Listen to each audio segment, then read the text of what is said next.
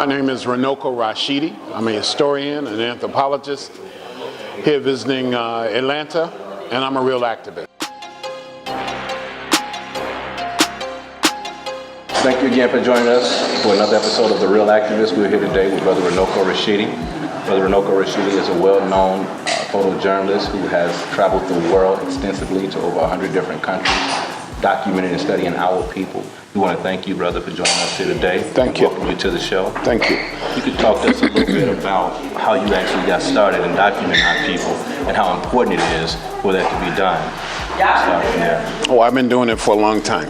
You know, when I was a teenager even, I listened to the words of Malcolm X, listened to his speeches in LP form, and then I read the words of Marcus Garvey. And then I read the book, Destruction of Black Civilization by Chancellor Williams, and I knew that I wanted to be a historian at that point. So from the time I was 18, I've been doing this kind of research. And lately, the last few years, I focused on documenting the artifacts in the museums. So I guess you could say that's the latest phase in my work as an activist and a scholar and a Pan-Africanist. Okay, I know you work with Dr. John Clarke, who's one of our greatest scholars in this century. How did you wind up working with Dr. John Clarke? John Clarke sought me out, to be honest with you. I never thought about it before, but he actually made an effort to get in touch with me. I had met him through Ivan Van Sertima, and I started writing for Dr. Van Sertima. I wrote an essay on the African presence in ancient Western Asia. And apparently that caught Dr. Clarke's attention. So Dr. Clarke came to Los Angeles to give a lecture and made it clear he wanted to meet with Runoko Rashidi, which was a great honor, and one thing led to another. Looking back at it now, I realized that a lot of these scholars saw something of themselves in me. Everybody can't do everything. Even now at this stage of my life, I realize there are certain areas I'm just never going to be able to deal with, just in terms of time.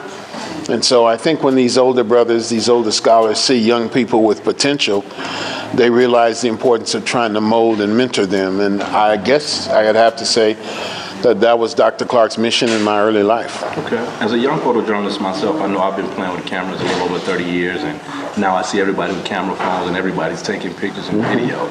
But there was a time frame when you as a cameraman, you would consider sometimes to be the nuisance in the room if you was trying to take pictures and document everything for everybody. How did that work out for you as far as the tours and going around the world? Were you somebody who was welcomed by figures of states from around the world? Or were you somebody who was looked at that may be some type of agent or something like that when you're documenting and taking pictures like that? I've never been a picture person until quite recently. Okay. And I think of places that I've been that I didn't take any pictures. On some of my trips to India, to Brazil, to Egypt, believe it or not, I can remember going on some of those trips and not taking a single photograph, not one. Wow. Imagine not taking a picture an entire tour to Egypt. Wow. So, but lately, the last few years, I've been obsessed with documenting the African artifacts in these museums. And so it's essential. Now I wish I could go back and do it all over again, start from the beginning. But you see, I didn't have a real vision of this. It's just something that took on a life of its own. I can give you an example since we're talking about photographs. Go to a museum. First, it was most important just to see the artifact itself. And then the idea of having a photograph of the artifact became very important. And then getting a good photograph. And then not only a photograph of the artifact, but a caption of the artifact so that you could go back and catalog it. And so, it's evolved over time. And I wish I could do it all over again. I wish I could start from scratch, but you don't have those opportunities, obviously. So I'm doing the best I can with what I have, and hopefully, younger people or people with more energy than me will pick up the mantle. Well, I definitely hope to be one of those younger people who follow the footsteps of some of those tours. I know we're going to talk also with Yasir about some of the images in Africa that are on some of the different statues that are in Africa, some of the different things that are on the wall that remind us of a people as to who we are and where we come from. What are some of the most amazing pictures that you've seen in your travels of us as a people or places that you would have never thought we would be? Now, nothing really surprises me. How about when you went to Mexico? Was it a surprise to you there to see so many images of African people there in that particular country? It's almost like I anticipated. You know, I know about the Olmec heads, and once I began to photograph the Olmec heads, I've developed a mission to photograph all of them. You know, so I've gone to great lengths to photograph those heads. And then you find African artifacts in some of the museums. So I don't know if I could say I'm surprised anymore, but a better word might be pleased or gratified to find these pieces. And as I mentioned in the lecture, there are two things. One is finding an artifact that you've never seen before, never heard about, and you're seeing it for the first time. But it's just as exciting to find something that you've only seen in a book or Pinterest or Flickr or something like that, and to actually find the artifact itself. So it's really, really, really gratifying. You know, I go to great lengths to do this, and to find a piece that's really, really special, clear, distinct piece from ancient Greece or ancient Rome or ancient wherever that clearly reflects an African presence it's like you really hit the jackpot. And I know you said during your lecture, you said for about 25 years of Brother Ivan Van Sertima's life, you worked with him very closely on doing some work with him. Were you taking visual images then, or were you just documenting and writing? And when you actually were able to travel abroad, did you see some of the different things that you guys were talking about and writing about for yourself? Well, that's kind of a funny story, because Ivan's belief was you could never get enough good photos. And that's how we met. Okay. You know, well, that's how our relationship evolved. Initially, I saw him do a lecture at UCLA around 1980. And then I was invited to a reception in his honor, so I met him, but I wasn't anybody. I'd never published anything. And so a few months later, I was working at Compton College, and a mutual friend, a brother named LeGrand Clegg, said, Runoko, Dr. Van Sertima, and Dr. Clarke are going to be in San Diego. That's about a 2-hour drive from LA. And we need to go down there and meet them. And also, LeGrand Clegg was doing a photo display on the African roots of the 18th dynasty. And the idea was we would go down and put it on, we put it on display so all the people coming to meet these great men would see them. So myself, LeGrand Clegg, a brother named Chuck Ambers, who's a local archivist in San Diego, myself and Ivan Van Sertima literally were sitting in front of a liquor store in a car talking about what we were going to drink. Will we get some wine? Will we get some beer? Just some brothers in the hood. Some vodka, whatever. And all at once, Van Sertima started talking to LeGrand, because I wasn't nobody. LeGrand, do you know anybody with any photographs on Sumer? Apparently he was doing a new book and an anthology, and there was a brother who was doing some work on Sumer, but he didn't have any photographs. And so LeGrand says, Runoko Rashidi. And Van Sertima looked at me and says, him? And LeGrand said, yeah, him. So Ivan says, okay, send the photographs and write a short article. Nothing long, because we got somebody else going to do Sumer, but we could use some good photographs. So I sent the pictures in, and he sent me a note back saying the photographs were terrible, but the article was actually pretty good. And the other person who was going to write the article on Sumer is not going to do it anymore. We fell out. Okay. I won't tell you this person's name. And he said, perhaps you could expand your article. And that's how I started working with Van Sertima. Wow. So the photographs came later, but the initial photographs, he made it very clear, were terrible. And they weren't any good. And he didn't use any of those photographs. You know, that was back in the day. Yeah, this is like film, 1982. Yeah. I started out shooting in film, so I know back then you had to have a perfect picture. Yeah. Otherwise, it was, it's just not going to make it. So. But now, I'd like to think that Ivan would say, Runoko, my brother, you've done well. You've done well. Because that was Ivan's attitude. You could never get enough good photographs. So that's an interesting little story. We would have had a lot to talk about him and I did, because I definitely feel the same way. What are some of the pictures that you feel that you've taken that have been some of the most memorable ones to you that you can think of? Well, before I started doing museums big time, I was meeting the people. So I met tribal people in India, and I met indigenous Australians, and I've been with the Batwa, the Pygmies in Central Africa. I've been with all kind of different black folk. But lately, it's the museum artifacts that really intrigue me. And not just museums, but also images of the black Madonnas in the various churches in Europe. Fascinating. And also images of the black Saint Maurice. So I've been to many parts of Germany and also Estonia and Latvia. In search of those images, I've found some great photographs, and I've seen about a dozen Black Madonnas. There's one in Switzerland that I love above all others. There's another one in Belgium. You find a number of them in Spain, but the majority of them are in France. But in terms of museum artifacts, my goal is to document every Nile Valley collection in the world. Gotcha. Now, I know you were speaking about how earlier you started out working with the people and taking pictures of the people. I remember shooting you for the Final Call for the Black Holocaust, and you talked about how you grew up dark-skinned, but you ran into this tribe over in Africa that made you look light-skinned because they were that jet black and that dark. These are people in South Sudan. Yes. But I've also encountered very, very light-skinned African people, like the San and the Nama in Southern Africa. Just over the summer, I met with the group for the first time called the Himba. Now, you've seen pictures of the Himba, I know. These are people in Southern Africa, Namibia. The women are bare-breasted. They put ochre in their hair, and they never bathe in their lives. And yet they have no body odor, okay? Wow. So I've met all kinds of black folk. Of the food that they eat, the different, it's something that they do to perfume or purify themselves. I don't think it has anything to do with diet. But I guess it's a woman's thing that I was really reluctant to explore. But I've been with all kind of black folk, man. Speak a little bit to that. I know as young Africans in the Americas, we are taught on a color scheme. And, you know, some people feel like if they have a lighter tone skin or different things like that, that they had to have had some type of European interaction in their family. Well, most of the time that's true. Most of the time. But the times that it's not, where people are actually, that just may be the hue of their family.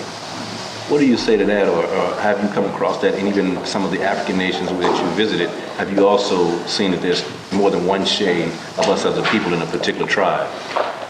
Generally not. Okay.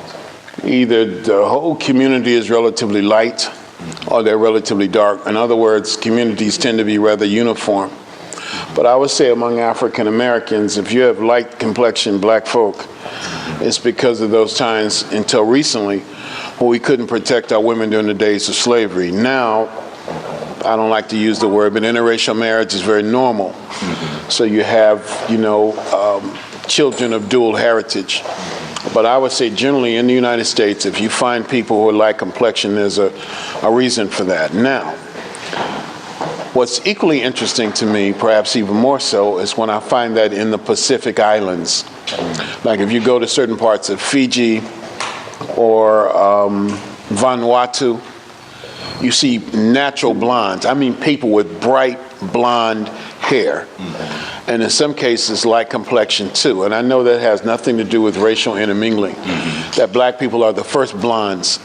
And so you will find people all over the world who look like some group of black people, and that's because humanity comes from Africa and mutated and adapted to various climatic conditions around the world. So that I find intriguing. In fact, if I get my money right this year, if it's not this year, then certainly I plan for it to be next, to take a group, not a group, but to actually go back to the South Pacific myself. To me, the South Pacific, Melanesia, is the last frontier in terms of Pan-Africanist research, or certainly one of the last. Even Marcus Garvey never looked at places like New Guinea from an African perspective. Now, there were branches affiliated with the Garvey movement in Australia in the 1940s. As a matter of fact, Marcus Garvey planned to go to Australia before he was railroaded. And Amy Jakes Garvey corresponded with these sisters and brothers in Australia. To me, that's deep. And then, of course, you and then you have this huge mass of black people in India. Now, it was stated today that Brazil has the largest concentration of Africans in any one country in the world. It's not true. Or second after Nigeria. But India does. So you have this mass of black people over there. And I think that, in a sense, it may sound a bit arrogant, but I've advanced the cause of Pan-Africanism by looking at different parts of the world where we normally don't expect to find people of African heritage or people who identify with Africa. That's very, very important. So I've gone from being a student activist, the BSUs and the ASUs and being enamored by people like Kwame Ture, Stokely Carmichael. And then I started doing the research in terms of history. And I started working with people like Ivan Van Sertima. And then I started to do a lot of travel. And what this phase of my life is right now is a museum documentation. So my life has gone in different phases, and that's not a bad thing. Yes, not at all. When I was a young student myself in the Nation of Islam, I met Kwame Ture at Savior's Day, and we built a relationship, and he started to groom me a lot. But one of the things he talked to me about was the importance of young people really documenting us and getting an understanding of not just where we come from, but how much we've done to establish the planet. Okay. Can you talk about that from a global perspective, how much you've seen of influence of what we do here in America as black people being influenced all around the world? Well, very profoundly, in positive ways and negative ways. So now I find people all over the world using the N-word. And that's very disappointing, especially in Africa, to hear that. I'll give you an example. In Fiji, on my first trip to Fiji, here you have the people in Fiji. Fiji's at the crossroads between Polynesia and Melanesia. And the Fijians, in general, are very proud to say they come from Africa. It's a big deal to them. You could be walking down the street and they'll know you're not from Fiji, but don't know where you're from, and will jump up in your face aggressively and say, we come from Africa, where do you come? Almost as though they're challenging you. Yeah. And if you say you come from Africa too, well, you've practically got to get a crowbar to get them off of you, because next thing they want to have you been to Africa. And so that's very, very rewarding. But one night, the people in Fiji do one thing in particular, and that's drink kava. Okay. It looks like muddy water and it tastes like muddy water, but it's the drink. And everybody drinks it, men, women, Indians, native Fijians, etc. So one night I decided to go on my own to buy some kava at the store. And I went there and I kept asking for kava, and the store owner didn't know what I was talking about. So finally this young brother, about 19, 20 years old, he said, he wants some grog. That's the local name for it. And so I said, yeah, that's it. And he looked at me and he says, where are you from? I said, I'm from the United States. He said, are you a nigger? Wow. And my mouth dropped. I was speechless. And so my first response was, no, I'm not, but I can be one if absolutely necessary. And then I caught myself, and I don't want to be rolling around in the mud with this young brother. And I said, no, I'm not. And I said, no, I'm not. Are you one? He said, no, but I'm trying to be. See, he thought that was being cool. He thought he was actually paying me a compliment. And so in this sense, you can see certain African-American cultural trends, in some cases very negative, that spread to parts of the African world, and I'm very displeased about that. Thanks. Okay. Listen, it's interesting to hear you say that. Do you think it comes from the music? Yeah. That the people definitely. No doubt about it. Because it seems like that's what's being pushed in our culture too, in hip-hop. Growing up in hip-hop and being a part of the hip-hop movement for 30 years, it seems like those are some of the images that are being rushed to our people, those that are negative of us. But you don't hear a lot of the positive things that hip-hop has done. Well, this is true, because they're not getting that. Yeah, they're definitely not getting that. They're getting a very filtered version, very negative terminology towards women. And it's not just in Africa. I gave the example of Fiji, but I find it in Europe too. There's a large black community in Europe. In Europe, I would say there's 7 to 10 million African people. That's a lot. That's a lot. And a lot of them, most of them, I would say at least half of them, are in England and France. And I have, family in France, and they listen to U.S. rap music. And the misogynistic terminology is really frightening. Bitch this, bitch that, nigga this, nigga that, and very, very violent lyrics. And it's depressing. And it's not just black people who are listening to this, but it's young white kids too. Yeah, I heard Minister Farrakhan speak on the influence of us in America, blacks in America, our influence through music, through film, and through everything else, how we influence the world, and how we have to be careful of the images and the different things that we present to the world, because other black people around the world follow us. Have you found that to be true? Oh, most definitely. Okay. We are so much in the media, and those images are pumped around the world. That's one of the reasons the importance of the election of Barack Obama was so important. Because in many ways, I think it counteracted the negative gangster promiscuous sister image that is floating around about African Americans in different parts of the world. And when Barack Obama was elected president, even though a lot of sisters and brothers in the United States don't like his politics, he was celebrated as the first black president. People told me in Australia, around campfires, Australians cried when they heard that news. And I've heard the same thing in the South Pacific and various parts of Africa. You know, so we are really in the eye of the media. And it's not just African Americans. You could say the same thing about African Caribbean culture. Bob Marley, you know, is an iconic figure. But yeah, we gotta be, you know, we must be responsible.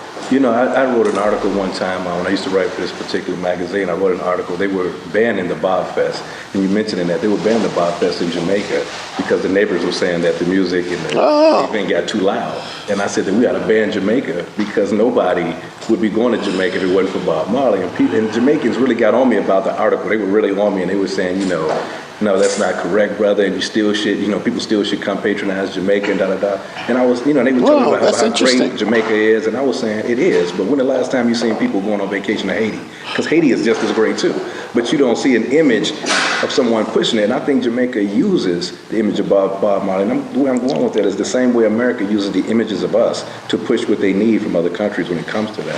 How do you feel about us being used in an imagery type of way around the world for the production of other people? There are certain things we excel in, and there are certain things we are allowed to excel in. We're expected to do well in certain sports, not all sports, but certain sports. And our image in the media and the movies celebrated. People know Denzel Washington all over the world. They know Rihanna and Beyonce all over the world.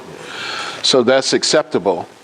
But what I'd like to see is for other images of African people in America to be seen as success stories around the world. You know, particularly in Europe. Europe is big with me right now because I spend a lot of time there. And you have famous black soccer players and musicians and what have you, but you don't see black people who are CEOs of major businesses. You don't see black people in positions of government and authority. So these are areas where I'd like to see the African image projected more and more and more. You know, it's ironic to me that the people who are the descendants of people who were taken through the door of no return are now in such an influential position to influence the future of the African world. We were supposed to be finished when we were taken out the door of no return and put on the good ship Jesus and put on that plantation. And look at us now. That we have somehow survived all of that. And we, I think, are the most influential and consequential Africans on the face of the earth because we live in such a powerful country and we have access to so many resources. I would just like to see us take advantage of that a lot more. Yes. What we lack is the consciousness. Consciousness of it, yes. Because I see so many people, I work with a lot of Africans, a lot from the continent, and also, you know, from different places like Haiti and different things like that. And when I meet them, I realize that their image of us, because we're in America, is that we're more intelligent than they are. You know, we have a better education. But when I meet them, they're speaking 3-4 different languages, and from the perspective of what we consider to be intelligent, they're actually more intelligent. But because we're in this better educated. Better educated. Okay. Because they've been forced to be. Yes. Yes. Even in Europe. Now, I just did a lecture tour to Denmark, the Netherlands. Of course, England doesn't count. But in the Netherlands and Denmark in particular, they didn't have to translate the presentation. Everybody speaks English. Yes. But here, I guess we don't want to learn other languages. We expect other people to learn English because we live in such a powerful country. Right. And sometimes I think that it's very debilitating in a way. Like, I would love for every African in the diaspora to go to Africa at least once. It's a life-changing experience. I can tell you so many stories. But if you go to the motherland, you need to go with the right attitude. Because I've met sisters and brothers, let's say, for example, in Ghana, who will go there and say loud, as if they want the local people to hear them, these people stink. These people don't have money for deodorants, things that we take for granted here. Now, can you imagine going into somebody's house and seeing these people smell bad and wanting them to know that? Now, that's the ugly American. And even the people in the conscious community tend to take that attitude with them. Because what we call African consciousness, to me, is very superficial. Consciousness is not wearing an ankh and having a name that rings of ancient Kemet. Consciousness is manifested in your actions. It's about what you do, not what you wear. I mean, those are, to me, very superficial aspects of consciousness. And I think that we in the African-centered community have lost sight of that. And we treat Africa almost as though it's kind of like a trend. The hairstyle, the earrings, the ankh, the African names, you know a little bit of Swahili, you know a little bit of Twi, and so you must be consciousness. You must be conscious, but our behavior most of the time does not reflect that. Okay, the last thing I want to build with you on, I know you pressed for some time, so I don't want to hold you. Actually, I'm just starting to roll now, man. Okay, let's get into it then. Talk to me a little bit about how you feel the French did an even greater job on us than the English did, because when I meet Africans from all over the world, they are extremely proud to speak French, to exercise the culture of the French with the bread and the tea in the morning. I mean, I've even heard some Africans, just as you said in your lecture, say, "I'm French." You know what I mean? It's like I don't. Ever And they're proud of it. Yeah, I don't even meet black people who are, what we quote unquote would call somebody that's a nigger, that's completely ignorant and no knowledge of anything about their history. I don't see them being proud to be an American. You see, the French were a simulationist. Their job was to make you feel French and to feel like your duty and allegiance is to France. Many of the African governments right now really, they're dominated by France. The French Secret Service stirs up more strife in Africa than any other foreign colonial power. Central African Republic, Burundi. This is the French keeping Africa unstable. So each colonizer had a different technique. The Dutch had their own technique. The Portuguese had a different technique. The Portuguese produced what they call assimilados. And these are Africans of mixed heritage who identify with Portugal. And these are the ones who run the countries, especially of Angola today. So the Spanish had their own technique. The English had their own. For example, we have something unique, and that's the one-drop rule, which says that if you have any degree of African ancestry, I don't care how light you are, you're a member of the club, whether you like it or not. I used to think that was universal. It's unique to America. In 1999, I went to Russia to celebrate the 200th anniversary of Alexander Sergeyevich Pushkin, one of my greatest heroes. Pushkin's maternal great-grandfather, not his father, not his grandfather, his maternal great-grandfather came from Africa. So because of that, I always identified Pushkin as a brother, and I still do. The Russians know Pushkin has an African ancestor, but they just see him as a Russian with an African ancestor. They don't see him as a black man. And Russian scholars, Slavic scholars, are just now beginning to study the impact of Africa on Pushkin's writings. So I'm saying that each country has a unique set of worldviews that were developed by the colonizer. And I am of the belief that it will take hundreds of years to purge ourselves from that. Hundreds of years. And now the big thing are the Chinese, who I have no doubt are going to be Africa's next colonial masters. I have no doubt about that. I see that. Yeah. Well, if you look at Jamaica, it's clear to see the direction that they go. Of course. They practice there. Let me ask you let's get into the politics of Africa. How do you feel about the situation with President Mugabe, the way he was just removed from his position? I didn't like the way President Mugabe was removed, but it was time for him to go. I definitely agree with that. But do you think that it should have been done in the way that it was done without him being able to have any influence over who the next person was going to be? President Mugabe was never going to leave. He's been the president of Zimbabwe since it became independent. I saw President Mugabe the last time I was in Zimbabwe. I was as close to him as I am, just a few feet away. He gave a powerful speech on African, and you'd have thought I wrote the speech. He seemed strong, but apparently the straw that broke the camel's back is he was going to name his wife his successor. And for the people of Zimbabwe, that was too much. Now, I don't know if the guy who's replacing him is a crook or what he is. I would suspect that he's a collaborator. But I think, just like I was saying in the lecture, and I think Yasir would agree with this, because he's a great man, and to me, he's doing this himself. He's preparing his successors. We must mentor a whole new generation. We're not going to live forever. And we can't hoard the knowledge.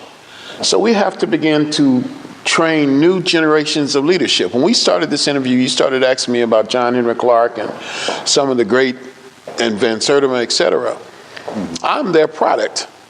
A good teacher should not be afraid that a student is going to surpass them, because that's a reflection of the teacher. You want your students to surpass you, because that's a reflection of what you did. I think that many of the leaders of Africa today are not doing an effective job in terms of preparing the next generation of leadership. And I think that's Robert Mugabe's greatest failure. I see that as the same thing for the Castro brothers in Cuba.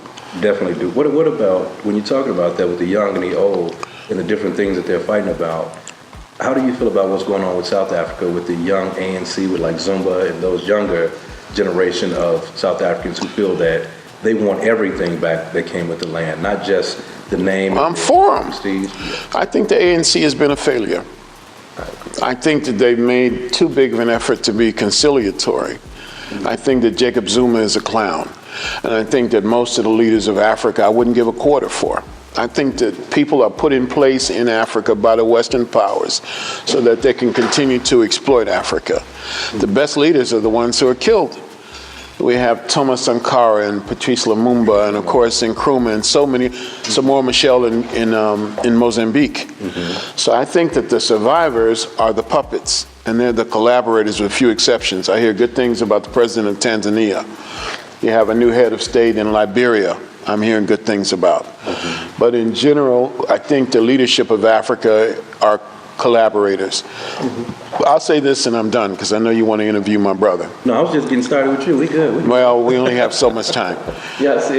I would say that Africa does not need kings and presidents for life. That we must, on some level, develop intergenerational transmissions of wisdom. In terms of South Africa, I see much bloodshed there. I see much strife there, because the contradictions of apartheid have not been resolved.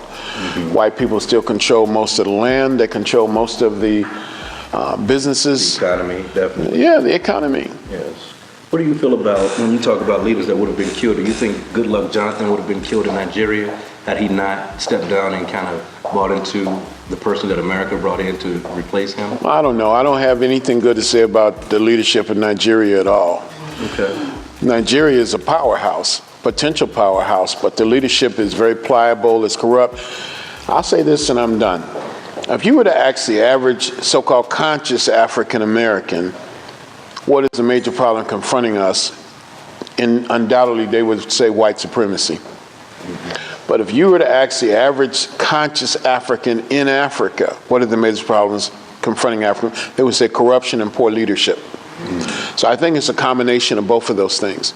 It's easy for us in the comfort of the United States with full bellies and tablets, and we have everything we need for the most part. You don't see many of us starving, you know. It's easy for us here to talk about what Africans in Africa should be doing. It's easy for us to praise Robert Mugabe because we don't live in Zimbabwe. I've been to Zimbabwe, and I've seen the struggle of the people there. What we want to do, what the ultimate goal of my work is to uplift the consciousness of African people, to make us feel proud of Africa, to want to embrace Africa. We need Africa, and Africa needs us, whether we realize it or not. And that is really my ultimate goal, to make us feel proud of who we are and to want to do something based on that pride. That's really what it's about. African history has no value if it's not about empowering our people. We need power. We need to take the world over again, because otherwise the world is going to be destroyed. I think that African people have a historic mission to bring Ma'at back to the world, to restore truth, justice, balance, order, harmony, reciprocity. I think that's our historic mission. And I never thought I would say that before. But maybe that's our destiny, coming out of the door of no return, to be the ones who restore righteousness to the world. And I think that all the things that we're doing is a part of that process. Well, thank you for joining me, brother. It's been a pleasure. Okay. Runoko Rashidi, thank you for joining us. Is there anything that you would like to leave, a last word with the young people as to what you feel myself and other young people should be doing to further this mission? A few things. First of all, don't give up when you don't get immediate results. You know, it's easy to get frustrated and say, forget it. But once you do that, you become part of the problem. Number two, you must prepare yourself for generations of struggle. It's going to take generations. You're not going to solve it in this lifetime. But each generation has a historic mission. But we must prepare ourselves for generations, not 50 years, not even 100 years, but generations of struggle. And I think the other lesson, I believe, is you can't do it by yourself. I don't care how tough you are, how strong you are, how brilliant you are, we need each other. That means at some point, we must have the capacity to forgive. We can't hold on to petty slights. You stole my girlfriend in high school 50 years ago and she went to the prom with you instead of me and I'm still mad. We can't afford that. We must be able to see the big picture. And I think as African people, and I'm not immune from it, we have a tendency to hold on to petty slights. We will forgive people who haven't even asked for forgiveness, but somehow hold a grudge. Listen, I would dare say, if you ask the average African American, and I'll give you an example and we'll finish with this. On my first trip to Ethiopia, I've been to Ethiopia I think 3 times now. My first trip to Ethiopia, I went as a historian for a tour group, African Americans, and I gave a lecture on history, and the Ethiopian tour guides were impressed. I don't think they realized African Americans knew anything about Africa, and I gave a pretty good presentation. So they said, look, we'd like for you, if you don't mind, to do a lecture at our university, University of Bahador, where the Blue Nile begins. And they said, if you do this presentation, our instructors, our professors will be very proud of us. We'll feel like we made good, we brought you here. So they arranged for the history department to come and I gave a presentation. And at the end of it, it was a lecture actually. At the end of the presentation, I said, who has a question for me? And nobody raised their hand. I realized that I had not resonated with them at all. And I said, you mean to tell me I'm gonna come thousands of miles and give a presentation for free and nobody even has a single question? Nobody said anything, like they were dead. And so I said, okay, if you're not gonna ask me any questions, I'm gonna ask you some. I said, when I give a presentation in the United States or anywhere in the world, I've lectured in I think 66 countries now, just to break the ice, I often ask people, what do you think of when you think of Africa? And they tell me 3 things: wild animals, poverty, and disease. Remember a few years ago, we were all going to die from Ebola, and before that it was AIDS. That's all people were talking about. And so those students were indignant. They said, do you mean to tell me that's what people think of when they think of Africa? I said, generally, yeah. So I said, now I want you to tell me what you think of when you think of African Americans. Everybody's hand went up. The whole atmosphere was charged now. We think, this is in general, that African Americans were stolen from Africa and taken to America and you achieved your freedom. And now we want to know why you've turned your back on Africa. Oh, man. Because all the people in my tour group were electrified then. And it was like, how dare you? So we started communicating. And the people in my tour group said, number one, you guys think we're all rich. We're not. And a lot of us gave our life savings to travel to Ethiopia. That was one. The next thing was, well, if we give you something, what makes us think you're going to use it for Africa instead of your own personal use? Because there were a lot of people begging. And the other one was, I'm not going to do anything for Africa because your ancestors sold my ancestors into slavery. A lot of us believe that. And if you ask the average sister and brother on the street, they won't say, I read this book, or I did this research. They will say, somebody told me, I heard, isn't it true? It's as though we have been programmed to believe the worst in ourselves. So this is the kind of thing we must break down. Today we had a good program, but it's not enough. We must be able to reach the young people with this information because those are the ones that are going to change the world. And we must give them a positive perspective towards Africa. And until we do that, we're just trying to do the best we can so that the information not be lost. You know, this is just the tip of the iceberg. Now, look, I'm never going to stop doing what I'm doing. I don't care what it costs. I'm never going to stop. Can't help it. Even during those times when I believe that we are defeated, and every now and then I do believe that. Most of the time I'm optimistic, but every now and then I believe maybe we're beaten. But even when I believe that, I'm still full of fight, because I think our ancestors deserve a fight, and future generations deserve a fight. And if we're going to go down, let's go down swinging. But we must infuse this African consciousness into the masses of our people. And if we're able to do that, hey, the victory is ours. Now, that I have no doubt. Now, brother, it's been a pleasure. It's been a pleasure, brother. I appreciate it. Every minute of it. Thank you very much. You already know what it is. Coach New York minute in the building. Yo, I ain't gonna lie. Y'all go to the gym, I be like,